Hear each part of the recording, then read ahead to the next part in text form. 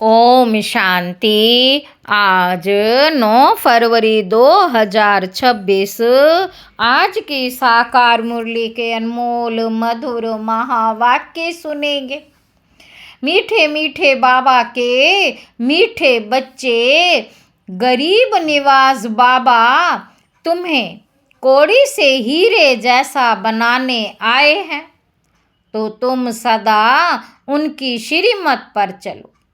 गरीब निवास बाबा तुम्हें कौड़ी से हीरे जैसा बनाने आए हैं, तो तुम सदा उनकी श्रीमत पर चलो। प्रश्न है, पहले पहले तुम्हें सभी को कौन सा एक गुह्य राज समझाना चाहिए? पहले पहले तुम्हें सभी को कौन सा एक गुह्य राज समझाना चाहिए? उत्तर है बाप दादा का। तुम जानते हो, यहाँ हम बाप दादा के पास आए हैं। यह दोनों इकट्ठे हैं। शिव की आत्मा भी इसमें है, ब्रह्मा की आत्मा भी है। शिव की आत्मा भी है इसमें, ब्रह्मा की आत्मा भी है। एक आत्मा है, दूसरा परमात्मा। तो पहले पहले ये गुह्य राज सबको समझाओ कि ये बाप दादा इकट्ठे हैं। ये दादा भगवान नहीं है। मनुष्य भगवान होता नहीं। भगवान कहा जाता है निराकार को। वह बाप है, शांति धाम में रहने वाला।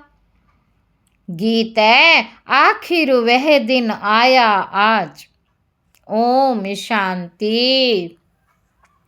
बाप दादा द्वारा अर्थात शिव बाबा द्वारा, ब्रह्मा दादा द्वारा, शिव बाबा ब्रह्मा दादा द्वारा समझाते हैं।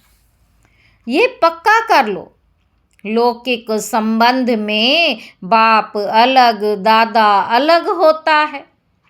बाप से दादा का वर्षा मिलता है। कहते हैं दादे का वर्षा लेते हैं। वह है गरीब निवास। गरीब निवास उनको कहा जाता है जो आकर गरीब को सिरताज बनाए। तो पहले पहले पक्का निश्चय होना चाहिए कि यह कौन है। देखने में तो साकार मनुष्य हैं, इनको यह सब ब्रह्मा कहते हैं। तुम सब ब्रह्मा कुमार कुमारियां हो। जानते हो, हमको वर्षा शिव बाबा से मिलता है, जो सबका बाप आया है वर्षा देने के लिए। बाप वर्षा देते हैं सुख का। बाप वर्षा देते हैं सुख का, फिर आधा कल्प बाद रावण दुख का श्राप देते हैं। भक्ति मार्ग में भगवान को ढूंढने लिए धक्का खाते हैं, मिलता किसी को भी नहीं।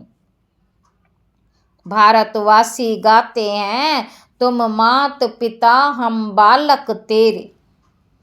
फिर कहते हैं, आप जब आएंगे तो हमारा एक ही आप होंगे, दूसरा ना कोई। और कोई साथ हम ममत्व नहीं रखेंगे। और कोई के साथ हम ममत्व नहीं रखेंगे। बाबा कहते, हमारा तो एक शिव बाबा, तुम जानते हो ये बाप है गरीब निवास। गरीब को साहूकार बनाने वाला, कौड़ी को हीरे तुल्य बनाते हैं, अर्थात कलयुगी पतित कंगाल से सतयुगी सरताज बनाने के लिए आप आए हैं। तुम बच्चे जानते हो, यहाँ हम बाप दादा के पास आए हैं। यह दोनों इकट्ठे हैं। शिव की आत्मा भी इसमें है, ब्रह्मा की आत्मा भी है। दो हुई ना, एक आत्मा है, दूसरा परमात्मा है। तुम सभी हो आत्माएं। गाया जाता है, आत्माएं परमात्मा अलग रहे बहुकाल। पहले नंबर में मिलने वाली हो तुम आत्माएं, अर्थात जो आत्माएं हैं वह परमात्मा बाप से मिलती हैं, जिसके लिए ही पुकारते हैं ओ गॉड फादर। तुम उनके बच्चे ठहरे। फादर से जरूर वर्षा मिलता है। बाप कहते हैं तुम भारत जो सिरताज था वह अभी कितना कंगाल बना है। बाबा कहते भारत जो सिरताज था अभी कितना कंगाल बना है। अभी मैं फिर तुम बच्चों को सिरताज बनाने आया हूँ। तुम डबल सिरताज बनते हो। एक ताज होता पवित्रता का, उसमें लाइट देते हो। दूसरा है रतन जड़ित ताज। तो पहले पहले ये गुहिया राज सबको समझाना है कि ये बाप दादा इकट्ठे हैं, यह भगवान नहीं है। मनुष्य भगवान होता नहीं। भगवान कहा जाता है निराकार को। वह बाप है शांति धाम में रहने वाला, जहाँ तुम सभी आत्माएं रहती हो, जिसको निर्वाण धाम अथवा वानप्रस्थ कहा जाता है। फिर तुम आत्माओं को शरीर धारण कर यह पार्ट बजाना होता है। आधा कल्प सुख का पार्ट, आधा कल्प है दुख का। जब दुख का अंत होता है तब बाप कहते मैं आता हूँ। यह ड्रामा बना हुआ है, तुम बच्चे यहाँ आते हो भट्टी में। तो बाबा कहते यहाँ और कुछ बाहर का याद नहीं आना चाहिए। यहाँ है ही मात पिता और बच्चे, और यहाँ शूद्र संप्रदाय है नहीं। जो ब्राह्मण नहीं है उनको शूद्र कहा जाता है। बाबा कहते उनका संग तो यहाँ है ही नहीं, यहाँ है ही ब्राह्मणों का संग। ब्राह्मण बच्चे जानते, ब्राह्मण बच्चे जानते हैं कि शिव बाबा ब्रह्मा द्वारा हमको नरक से स्वर्ग की राजधानी का मालिक बनाते हैं। अब हम मालिक नहीं हैं क्योंकि हम पतित हैं, हम पावन थे। फिर 84 का चक्र लगाए सतो रजो तमो में आए हैं। सीढ़ी में 84 जन्मों का हिसाब लिखा हुआ है। बाप बैठकर बच्चों को समझाते हैं। जिन बच्चों से पहले पहले मिलते हैं फिर उन्हों को ही पहले पहले सतयुग में जाना है। जिन बच्चों से पहले पहले मिलते हैं फिर उन्हों को ही पहले पहले सतयुग में आना है। तुमने 84 जन्म लिए हैं, तुमने 84 जन्म लिए हैं। रचता और रचना की सारी नॉलेज एक बाप के पास ही है। वही मनुष्य सृष्टि का बीज रूप है। जरूर बीज में ही नॉलेज होगी कि इस झाड़ की कैसे उत्पत्ति, पालना और विनाश होता है। ये तो बाप ही समझाते हैं। तुम अब जानते हो।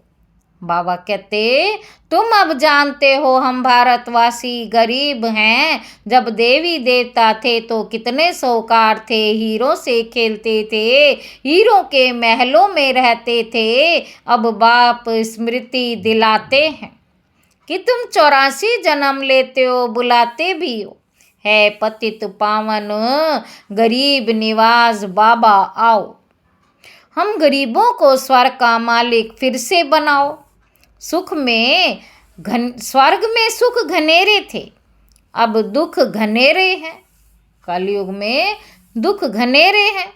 बच्चे जानते हैं इस समय सब पूरे पतित बन पड़े हैं।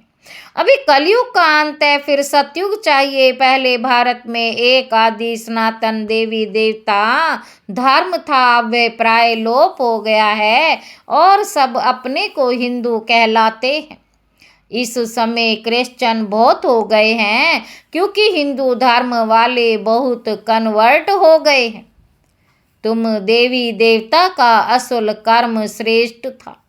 तुम पवित्र प्रवृत्ति मार्ग वाले थे, अब रावण राज्य में पतित प्रवृत्ति मार्ग वाले बन गए हो, इसलिए दुखी हो। सतयुग को कहा जाता है शिवालय, शिव बाबा का स्थापन किया हुआ स्वर्ग। बाप कहते, मैं आकर तुम बच्चों को शूद्र से ब्राह्मण बनाए तुमको सूर्यवंशी चंद्रवंशी राजधानी का वर्षा देता हूँ। ये बाप दादा है, इनको भूलो मत। शिव बाबा ब्रह्मा द्वारा हमको स्वर्ग का लायक बना रहे हैं। अभी बाप कहते हैं, पतित आत्मा तो मुक्ति धाम में जा ना सके जब तक पावन ना बने। तुमको पावन बनाने का रास्ता बताता हूँ। बाप कहते हैं, मैं आकर तुमको पतित से पावन बनाने का रास्ता बताता हूँ। मैं तुमको पद्मापति स्वर्ग का मालिक बनाकर गया था। बरोबर तुमको स्मृति आई है कि हम स्वर्ग के मालिक थे। उस समय हम बहुत थोड़े थे, अभी तो कितने ढेर मनुष्य हैं। सतयुग में 9 लाख होते हैं। तो बाप कहते, मैं आकर ब्रह्मा द्वारा स्वर्ग की स्थापना, शंकर द्वारा विनाश करा देता हूँ। बाबा कहते, तैयारियां सब कर रहे हैं। कल्प पहले मुआफिक कितने बॉम्ब्स आते थे। कल्प पहले मुआफिक कितने बॉम्ब्स बनाते हैं। 5000 वर्ष पहले भी ये महाभारत लड़ाई लगी थी। भगवान ने आकर राजयोग सिखाए, मनुष्यों को नर से नारायण बनाया था। तो जरूर कलयुगी पुरानी दुनिया का विनाश होना चाहिए। सारे भंबोर को आग लगेगी, नहीं तो विनाश कैसे हो।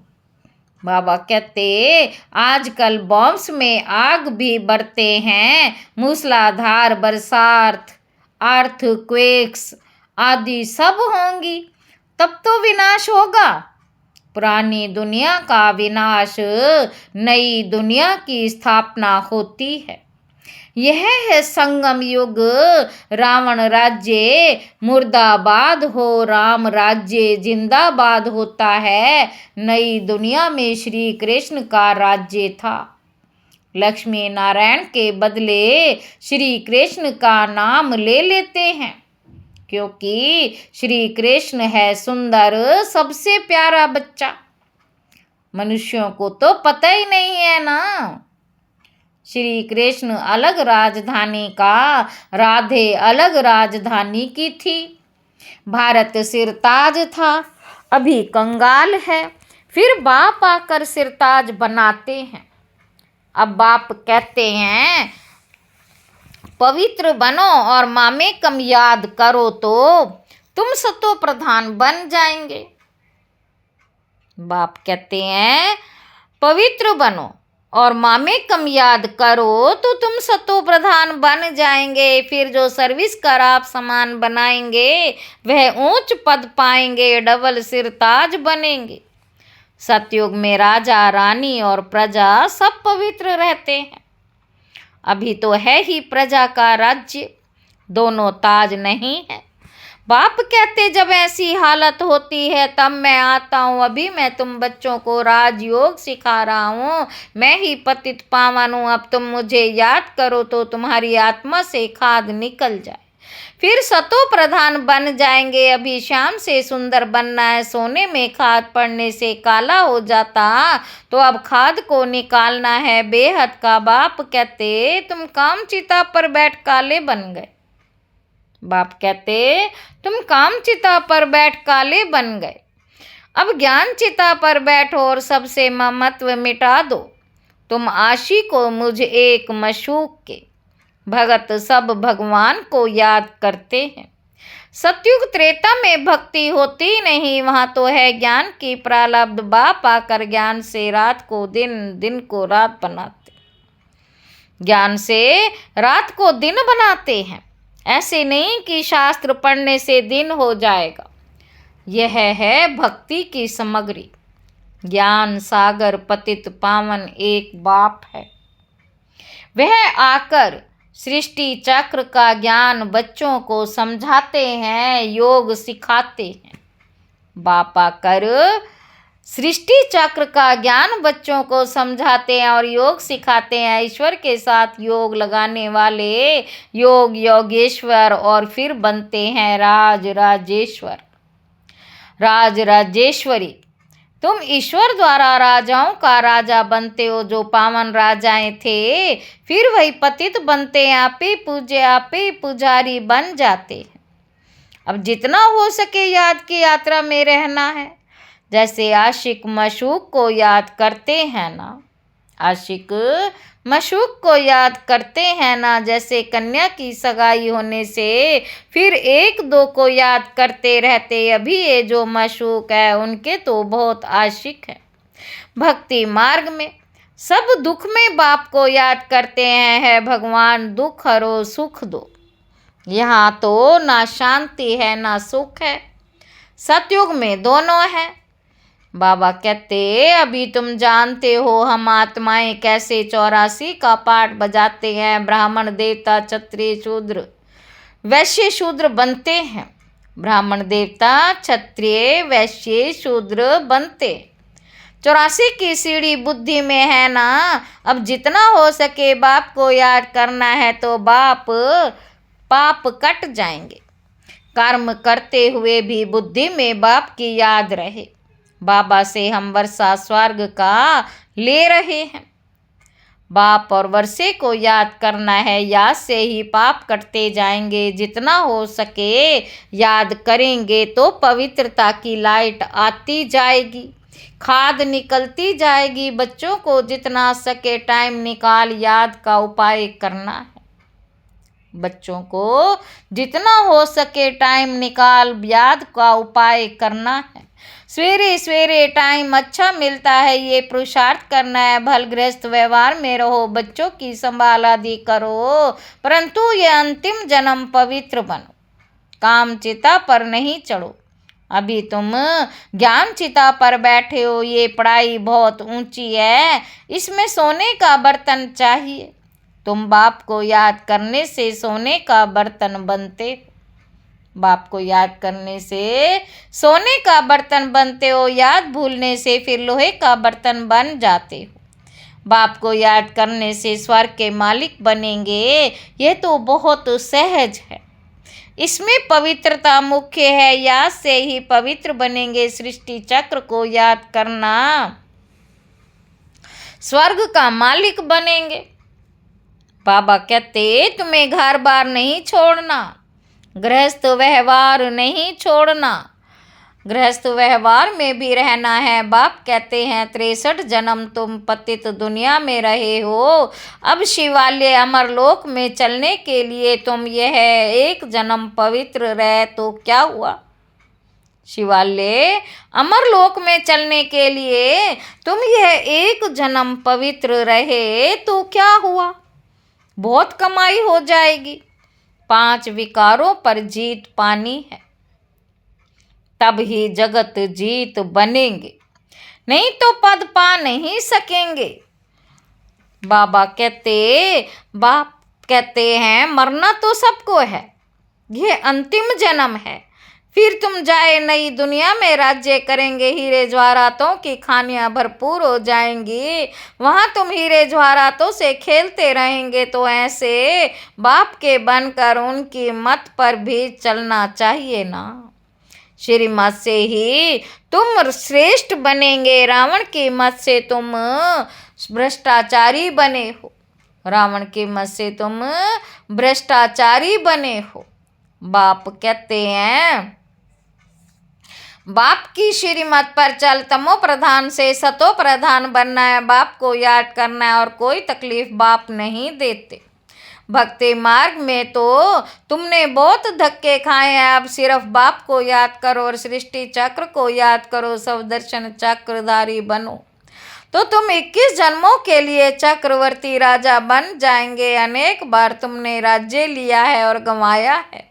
आधा कल्प है सुख, आधा कल्प है दुख। बाप कहते मैं कल्प कल्प संगम पर आता हूँ। तुमको सुखधाम का मालिक बनाता हूँ। अभी तुमको स्मृति आई है हम कैसे चक्र लगाते हैं। ये चक्र बुद्धि में रखना है। बाप है ज्ञान का सागर, तुम यहाँ बेहद के बाप के सामने बैठे हो। ऊंचते ऊंच भगवान प्रजापिता ब्रह्मा द्वारा तुमको वर्षा देते हैं। ऊंचते ऊंच भगवान प्रजापिता ब्रह्मा द्वारा तुमको वर्षा देते हैं। तो विनाश होने के पहले बाप को याद करो, पवित्र बनो। अच्छा, मीठे मीठे सिकी लधे बच्चों प्रति माता पिता बाप दादा का याद प्यार और गुड मॉर्निंग। रूहानी बाप के रूहानी बच्चों को नमस्ते। हम रूहानी बच्चों के रूहानी बाप दादा को याद प्यार और गुड मॉर्निंग। नमस्ते बाबा, नमस्ते, शुक्रिया बाबा, शुक्रिया। धारणा के लिए मुख्य सार पहला पॉइंट है निरंतर बाप की याद में रहने के लिए बुद्धि को सोने का बर्तन बनाना है। कर्म करते भी बाप की याद रहे, याद से ही पवित्रता की लाइट आएगी। दूसरा पॉइंट है मुरली कभी मिस नहीं करनी। ड्रामा के राज को यथार्थ रीति समझना है। भट्टी में कुछ भी बाहर का याद ना आए। वरदान है आपस में एक दो की विशेषता देखने और वर्णन करने वाले श्रेष्ठता संपन्न होली हंस भाव। संगम युग पर हर बच्चे को नॉलेज द्वारा कोई ना कोई विशेष गुण अवश्य प्राप्त है। इसलिए होली हंस बन हर एक की विशेषता को देखो और वर्णन करो। जिस समय किसी की कमजोरी देखते या सुनते हो तो समझना चाहिए कि ये कमजोरी इनकी नहीं मेरी है, क्योंकि हम सब एक ही बाप के, एक ही परिवार के हैं, एक ही माला के मण के हैं। जैसे अपनी कमजोरी को प्रसिद्ध नहीं करना चाहते हैं, ऐसे दूसरे की कमजोरी का भी वर्णन नहीं करो। होली हंस बनना है। होली हंस माना विशेषताओं को ग्रहण करना और कमजोरियों को मिटाना। स्लोगन है समय को बचाने वाले तीव्र पुरुषार्थी ही सदा विजयी हैं। ये अव्यक्त इशारे एकता और विश्वास की विशेषता द्वारा सफलता संपन्न बनो। जैसे मणकों की विशेषता होती है, जैसे एक मणके के माला के एक ही धागे में पिरोए जाते हैं, ऐसे आप सभी वैजयंती माला के मणके भी जब एक मत, एक ही लगन में, एक रस स्थिति वाले एक दिखाई देंगे तभी माला में पिरोए जाएंगे। अगर आपस में दो मतें होती हैं तो वे दूसरी अर्थात 16,000 की माला के दाने बन जाते हैं। अच्छा, ओम शांति।